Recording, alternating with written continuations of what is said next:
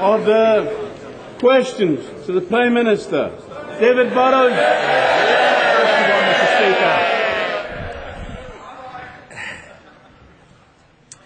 Mr. Speaker, sir, first of all, I know the whole House will want to join with me in sending our deep condolences to the family and friends of Major Paul Harding of the 1st Battalion, the Rifles, Corporal John Rigby of the 4th Battalion, the Rifles, both of whom died in Iraq, and drummer Thomas Wright of the 1st Battalion, the Worcestershire and Sherwood Foresters Regiment. All three of them were outstanding soldiers and will be deeply missed. I thank the Prime Minister for that comprehensive answer to his engagements. May I also, I'm sure the whole House, join in wishing to associate ourselves with those words of condolences. In 1997, the Prime Minister said that there were 24 hours to save the NHS. Why is it that more than 87,600 hours later, his successor is indicating there's still a need to save the NHS? And given that Enfield Chase Farm Hospital is tomorrow publishing plans to cut maternity and A&E services, in the next 24 hours with a new Prime Minister, will it be more or less likely that local health services will be saved? Let me just point out to the honourable gentleman that he knows that the proposals for the hospitals in his constituency were reviewed by Sir George Alberti, who is someone who has spent a whole lifetime of service in the National Health Service. And he said, put starkly, it is evident that high-quality modern care cannot be provided for all specialties in all three acute hospitals in the area. And therefore, he said specifically that there had to be change. But that change goes alongside 26 different facilities and schemes that have opened with a value of 1.7 billion in his area. Thousands more staff. And whereas in 1997 people used to wait over 18 months for their operation, people used to die on waiting lists, now those waiting lists are at record lows. Colin Bergen. The Prime Minister can relax because I will not ask him about Venezuela today, but Mr. Speaker, like thousands of other parents, I've watched anxiously as my daughter prepared for her exams, but when the GCSE results come out in August, we can safely predict that any rise in pass rates will provoke the Conservatives and their media allies into devaluing the work of teachers and young people. So if in response I state our socialist belief that education is a path that should be open to the many, not the few, would the Prime Minister... Order. I've got to hear a question. I haven't heard the question. Would the Prime Minister, as one comrade to another, at last agree with me on something and thus ensure his place in history? Thank you. Well, first of all, let me shock my honourable friend by saying that the definition of socialism that he has just given, that it is for the many and not the few, is one I wholeheartedly share. Can I secondly say to him, however, that it is absolutely right that we recognise that the reason why results are better is not because of a downgrading of the exams, but because our pupils are performing better as a result of the investment and changes that have gone into our school system. The fact is the exams are monitored by a wholly independent body, and the other fact that is necessary to point out is that whereas in 1997 just over 80 schools got over 70% 5 good GCSEs in England, the figure today is over 600. That is the difference investment and reform has made. David Cameron. Thank you. Thank you, Mr. Speaker. Thank you, Mr. Speaker. I join the Prime Minister in paying tribute to Major Paul Harding, Corporal John Rigby and drummer Thomas Wright, who died serving their country in Iraq and Afghanistan. And I think the Prime Minister was absolutely right to put on record, once again, the huge debt that we all owe to our armed forces. Their professionalism, their courage, their heroism is a constant source of inspiration and pride throughout our country. Before I wish the Prime Minister well for the future, I would like to ask some questions about the floods in Britain and the situation in the Middle East. On the floods, 4 people have lost their lives, thousands of homes have been flooded, and many people are in temporary accommodation. The emergency services are clearly doing an incredible job. Will the government ensure they have all the support they need and that the local authorities under the greatest pressure get all that they require? First of all, in respect of the flooding, it has, as he rightly says, meant that 4 lives have been lost. I think we should all send our condolences and sympathy to the families of those that have lost their lives. And in respect of what we now have to do, I mean, we have increased the amount of money for our coastal defence protection to somewhere in the region, I think, of £600 million a year now. We are doing an immense amount for the future to make sure that we have proper provision in place. I'm afraid it is something where we're going to have to spend a lot more money and invest a lot more in the years to come. But in addition to that, of course, under the Bellwyn scheme, it will be open to the local authorities to get reimbursed for the additional costs that they've got. And I know that these requests will be looked at sympathetically. It is a very difficult situation. There are thousands of properties that have been affected, and I'm afraid hundreds of millions of pounds worth of damage that has been caused. But we will, of course, do everything we can in conjunction with the Environment Agency and the local authorities to try and improve the situation. David Cameron. I'm grateful for that answer. Yesterday, the Environment Secretary rightly praised the work of the RAF. He said that Armed Forces liaison officers were ready to provide support if necessary, but otherwise there was no need for any further army deployment. Can the Prime Minister assure us that, if necessary, that decision can be changed and that military resources can be deployed? Well, we will, of course, keep that decision under review, and any further resources that are necessary we will put in. It is worth pointing out, and he's right to do so, that not merely have our armed forces, in this case the RAF, played a very important role for which we thank them, but also the emergency service as a whole have responded to this crisis in the most exemplary manner, as indeed they always do. Cameron. Thank you. Can I turn to an issue that might be relevant to the Prime Minister's future? Clearly, this is a very difficult time in the Middle East, with the desperate situation in the Gaza Strip and instability in the West Bank, all against the backdrop of a Palestinian economy that has failed to develop.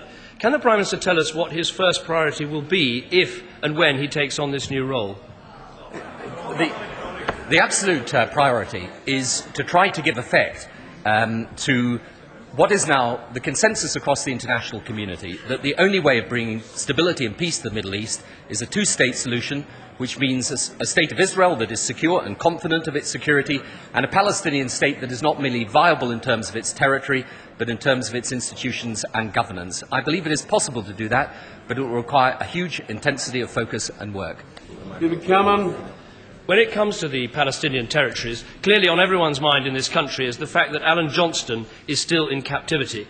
All of us who saw that chilling video will feel enormous sympathy for him, for his family, for his colleagues. His continued captivity is utterly senseless and serves no cause. Will the Prime Minister agree with me that, as many Palestinians have demonstrated in the territories and actually here in Britain, that their interests can best be served if he is released immediately? I should say, in respect of Alan Johnson, we deeply regret the fact of his continued imprisonment, and we are working closely with the BBC and with the Palestinian Authority to do everything we can to secure his release. And it is absolutely right. I'm sure the majority of Palestinian people want to see him released. And I think it is worth simply pointing out as well, I mean, he was a journalist doing a job as a journalist. It is completely without any justification at all to take him as a target for any action of whatever nature. And I would also simply point out that I believe for the majority of Palestinian and Israeli people, they want to see a situation where hostage-taking and violence is a thing of the past and the two groups of people can live together in peace. Thank you. On behalf of everyone on these benches, can I congratulate him on his remarkable achievement of being Prime Minister for 10 years? For all of the heated battles across this dispatch box, for 13 years he has led his party, for 10 years he has led our country, and no one can be in any doubt in terms of the huge efforts he has made in terms of public service. He has considerable achievements to his credit, whether it is peace in Northern Ireland, whether it is his work in the developing world, which I know will endure. I'm sure that life in the public eye has sometimes been tough on his family. So can I say on behalf of my party that we wish him and his family well, and we wish him every success in whatever he does in the future. Let me thank him for those very generous sentiments.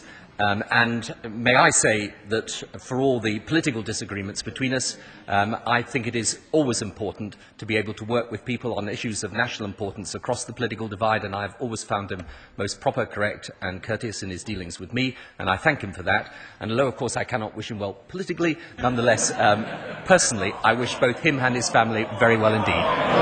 Kevin Barron.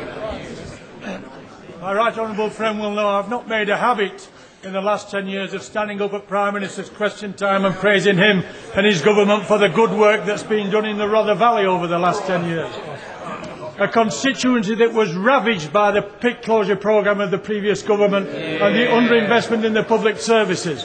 Will he agree with me today that the investment that this government's put in the public services has served my constituents well in the last 3 days? Many hundreds of them have been removed from their homes because of the flooding in the villages of Catcliffe, Treaton and Wiston. And will he make sure that his predecessor gets the priorities right as government... Should I say that his predecessor who didn't get their priorities right, to make sure that his successor does?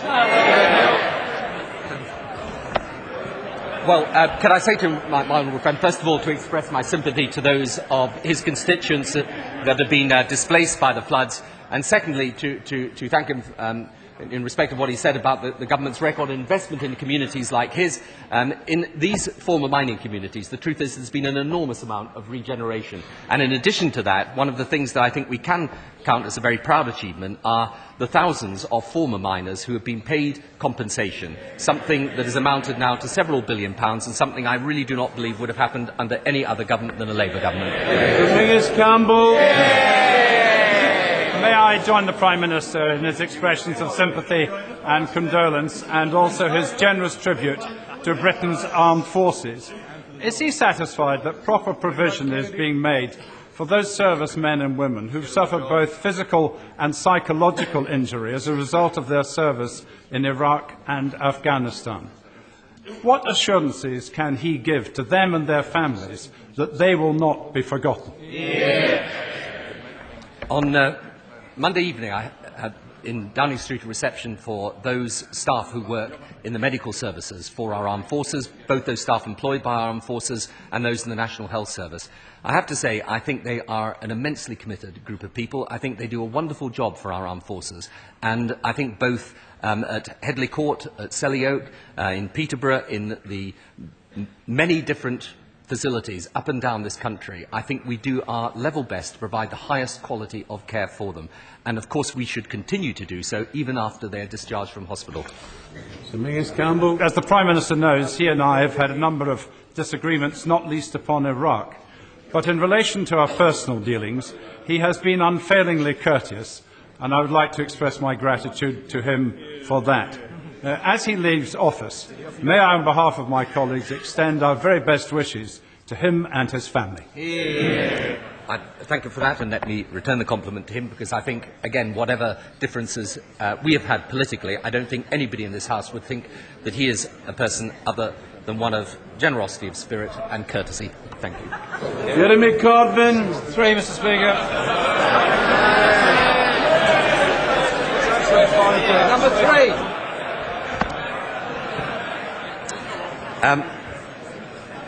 The numbers of UK forces in Iraq depend on the conditions in Iraq.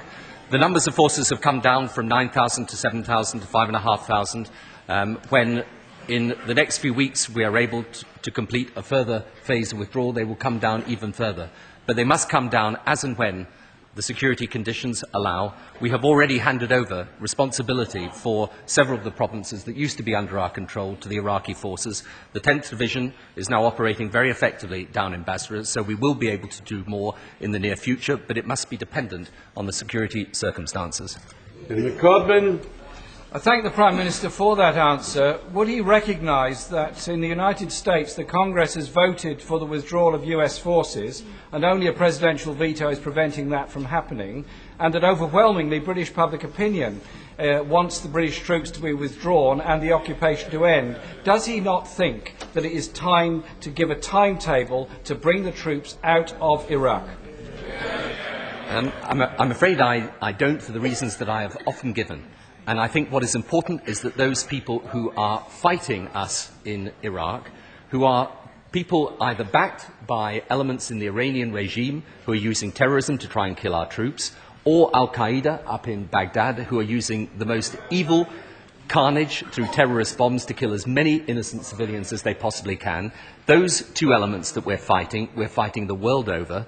We will not beat them by giving in to them. We will only beat them by standing up to them. And Winterton. Mr. Speaker, is the Prime Minister aware that when troops are eventually withdrawn from Iraq, that will be the most dangerous time, and unless there is peace in Iraq, which at present seems unlikely, will he, or perhaps, Mr. Speaker, even his successor, ensure that by then our troops are properly equipped to fight a counter-insurgency war rather than just a conventional war? I don't, I have to say, accept that our troops are not properly equipped. Indeed, every time these claims are made, we look into them and find that actually when urgent operational requirements are made, we do our level best to meet them. Our troops are, in fact, extremely well equipped. However, she is right in this sense that it is important that we judge when it is right to leave Iraq in relation to the security circumstances that exist. The fact is Basra is different from Baghdad. Most of the attacks that happen now in Basra are actually aimed at British troops. The sectarian levels of violence have declined very sharply. Up in Baghdad, however, it is a different situation altogether. But whether in Basra or Baghdad, it is on the basis that we meet the criteria we have set out for the Iraqis being able to handle their own security. Those are the criteria that have to be met for withdrawal, no other criteria. And of course we will make sure between now and that time we give our troops every form of equipment that they need. Indeed, just recently, for example, in the main base in Basra, there have been substantial additional protections given against some of the incoming indirect fire. And Claude. Right Honourable Friend, welcome the findings at the weekend of the Iraqi Higher Tribunal, which found Ali Hassan al-Majid, Chemical Ali, guilty of genocide and the killing of 180,000 Kurds. Can I assure him that many people in Iraq salute the Prime Minister's courage and leadership, without which this regime would never have been brought to justice? I thank my honourable friend for that. And I think what is important to emphasise is that even as we try to deal with this new situation in Iraq that is about terrorism visited in very substantial part by outside elements on the country, we should never forget the hundreds of thousands of people that died in Iraq under Saddam, including those who died through the use of chemical weapons, nor indeed the 1 million casualties of the Iran-Iraq war. Paul Rowan. After 10 years of a Labour government, why is it that the educational achievement of white British boys is still so low? It has gone up, of course, enormously over the past 10 years. And one of the reasons why we now have the best results at the age of 11 for primary schools, the best results for GCSEs. In fact, in his own constituency, there's been a remarkable increase in the numbers getting 5 good GCSEs over the past few years, and the best results at A-level, is because of the investment in our education system. And I agree entirely that we have to make sure that those educational benefits are spread right across the country and into all groups of people. But I think he'd be hard put if he looked at education in his constituency not to say that over the past 10 years it has got significantly better, and significantly better precisely because of the investment that we put in, and actually, if I may say so, the reform that he opposed. Richard Burden. Can I thank my right honourable friend for the huge contribution he's made, not only to the success of our party, but to the transformation of our country. And at a personal level, I'd like to pay tribute to his work, and indeed the work of the Chancellor, in standing by the communities of South West Birmingham following the collapse of MG Rover 2 years ago. Looking to his future, though, would he agree with me that the Quartet has potentially got a crucial role to play in bringing peace to the Middle East, and that one of the lessons of the Northern Ireland peace process is that for peace to be successful, we not only need to involve friends, but to reach out to hardliners? Fair to other honourable members. Well, First of all, I agree entirely, obviously, with what my honourable friend says about the importance of bringing peace to the Middle East.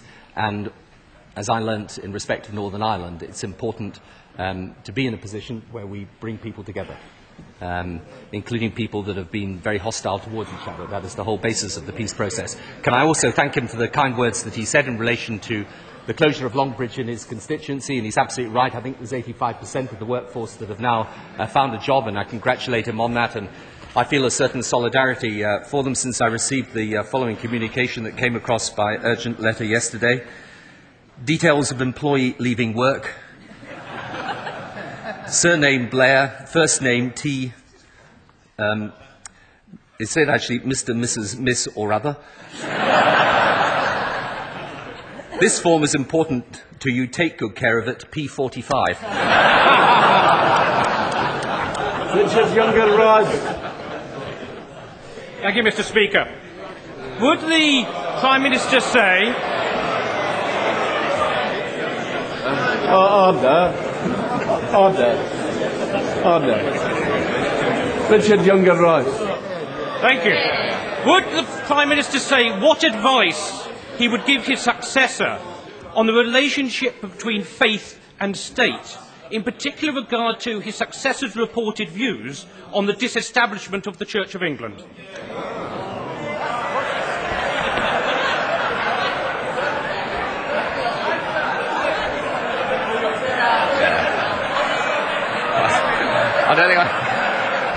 I think I'm really not bothered about that one.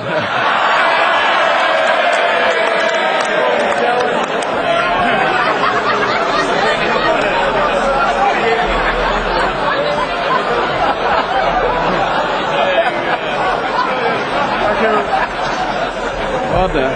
Mr. Challenge. Thank you very much, Mr. Speaker. Rather unnervingly, the last public visitor to number 10 yesterday was the Terminator. If like Arnold Schwarzenegger, my right honourable friend, came back from the future, what would he do to save the planet?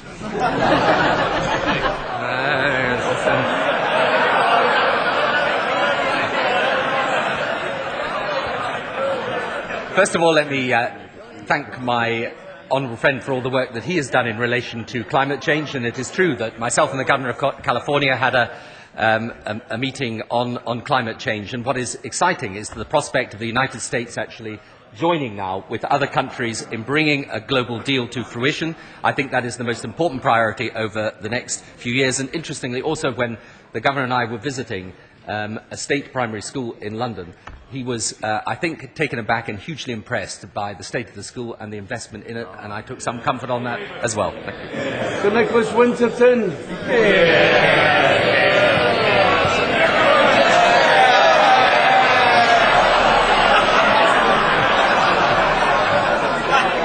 I wish the Prime Minister and his family well for the future, but is he aware that a majority of the people of the United Kingdom feel betrayed by the fact that they're being drawn down further into the suffocating quicksand and expensive bureaucracy of the European Union?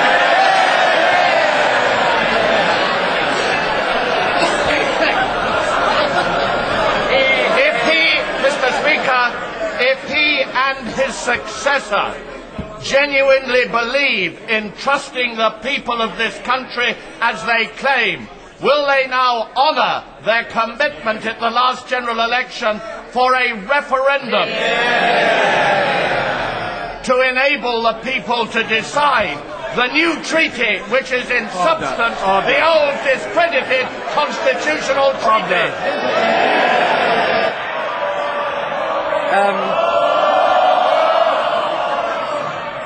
First of all, I like the honourable gentleman. Yeah. And what I'm about to say, no disrespect to him at all, but I really believe that the guttural roar from his own benches that greeted his statement, if I were the leader of the Conservative Party, I think I would be worried about that. And as for his, I'm afraid we can't agree on the treaty, but as for his good wishes to me, may I say to him, au revoir, auf Wiedersehen and arrivederci.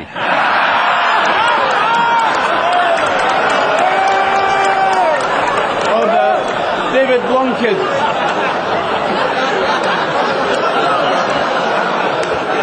Well, Mr. Speaker, I only learnt Esperanto, so I can't actually do that. Mr. Speaker, on behalf of the little part of the planet that I represent, thank you to the Prime Minister for what he's done in transforming the lives of so many people in the Brightside constituency and across the world. Mr. Speaker, would the Prime Minister agree that record police numbers, tough new sentences for the most dangerous criminals, zero tolerance of antisocial behaviour, together with 2.5 million new jobs, record investment in education and Sure Start centres across the country is precisely what he meant by tough on crime and tough on the causes of crime? It is correct, of course, that crime has fallen over the period of this government, but there are still tremendous challenges, as we know, to overcome. However, when I visited my Right Honourable Friend's constituency recently, I was able to see for myself the benefits that the antisocial behaviour legislation had brought about, and his role in that when Home Secretary was of immense importance. And he never forgot either the importance of investing in tackling the causes of crime, and I genuinely believe that the focus on early years learning, the Sure Start centres, the children's centres, the nursery education and the extension of it and the investment in primary schools, that in time to come that will stand us in good stead for the future in creating the responsible citizens we all want to see. Tony Baldry. In the coming months, my constituents are faced with the prospect of a serious downgrading of our local general hospital, the closure of a number of otherwise perfectly viable local post offices, a failure to deliver on a promised referendum on the European Constitution, and an ever-increasing tax burden. Now, which of these are New Labour and which are unremittingly Brown Labour? Well, I think what's New Labour is the fact that within his own area there is an investment worth literally £485 million in the health service, which has meant that, for example, in his area, the numbers of people waiting for more than 26 weeks has fallen from 27,000 to nil today. In relation to education, he has had, I think, 6 new schools, 16 schools rebuilt, and 549 additional or refurbished classrooms in his LA, plus an extra £1,000 funding for his pupils. And in respect of the economy, as opposed to when he was a minister in the previous government, we used to have recession and high interest rates. Under this Chancellor, we've had low interest rates, low unemployment, high employment and a booming economy. Angela Smith. Thank you, Mr. Speaker. My Right Honourable Friend has visited the city of Sheffield on a number of occasions over the past 10 years to see for himself the work done by that city in rebuilding itself after the economic devastation of the 1980s. And now, of course, we have to start all over again. On his final day as Prime Minister, can I ask my Right Honourable Friend what message he has for the people of Sheffield? Well, certainly vote Labour, but also that I think, as we can see from the investment in the school system in Sheffield today, there is the possibility now of making sure that not just those that are comfortably off, but those that come from poorer backgrounds get the chance of world-class education. And that is why it is important to keep this investment programme going and the reform programme, which will deliver over time, as it already is delivering now, but deliver over time for every part of the country a high-quality, indeed a world-class education system. The Reverend Ian Paisley.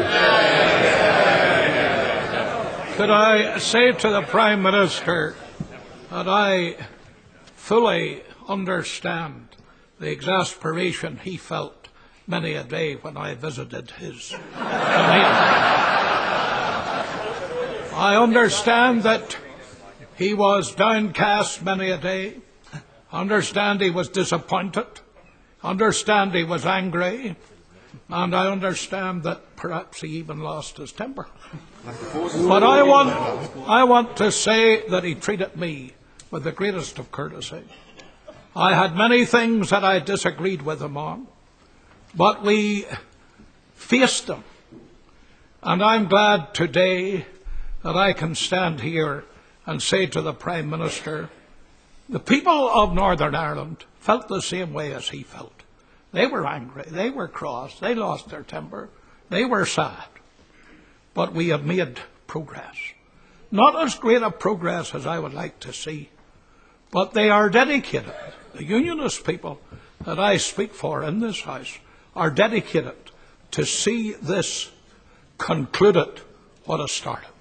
Concluded so that every man and every woman in Ulster will have the same rights, the same liberties and the same opportunities to have their lives and have their families and have their futures.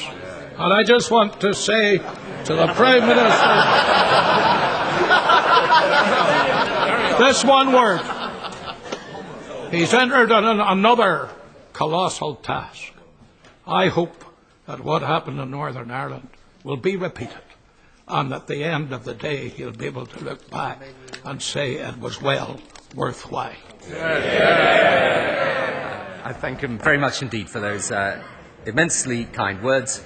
I was waiting for the button, it never came. So I really am most grateful to him, and may I say from me to him that although this will do neither of us good in many quarters, I have to say that I actually found him not merely a very good person to work with, but someone who was completely straight with me all the way through my dealings with him, and I wish him the best of luck in the future because he has shown immense courage in what he has done. Father of the House. May I apologise for being more political than I normally would, but this is a special occasion. First, may I wish the Prime Minister success and fulfilment in whatever he chooses to do, and may I say I hope what he chooses to do will be something that makes best use of those qualities that brought peace to Northern Ireland. He and I have not always agreed on policy matters, but I have to say to him quite genuinely, he is one of the outstanding Prime Ministers of my political lifetime, and without doubt the most politically effective Prime Minister this party has ever had. May I thank him for leading us out of 18 years of wilderness life on the opposition benches, for leading us successfully through 3 general elections, for giving us 10 years of government with more to come. Under him, the party has once again become a natural party of government. Let me thank my right honourable friend, the Father of the House, for that extraordinary generous remark. And